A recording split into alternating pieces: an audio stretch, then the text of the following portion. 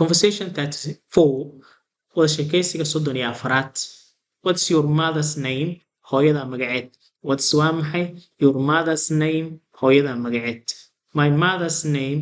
Hooyada magaceeda is waa Nuuro. What is your mother's name? Waa maxay hooyada magaceedu? My mother's name is Asho. Hooyada magaceedu waa Asho. My mother's name is Khadija. Faaduma.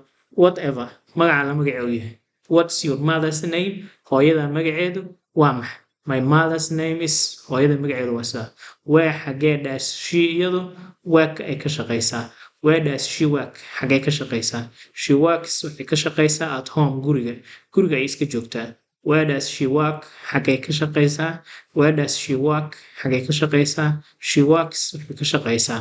She works waxay ka shaqaysaa at home guriga. At home guriga ayay ka shaqaysaa shaqada guriga qabataa. Ministry wasaaradda. Ministry wasaaradda of education waxbarashada. Ministry wasaaradda of education. Education waxbarasho. Ministry of education wasaaradda waxbarashada. Ministry of education wasaaradda waxbarashada. Siumada hooyada short ma gaaban tahay oo ama tall way dheer tahay. Siumada hooyada short ma gaaban tahay oo ama tall way dheer tahay.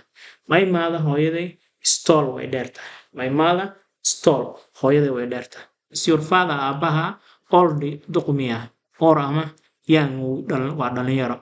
Is your father aabaha old duqmiya or young mise waa dhalinyaro.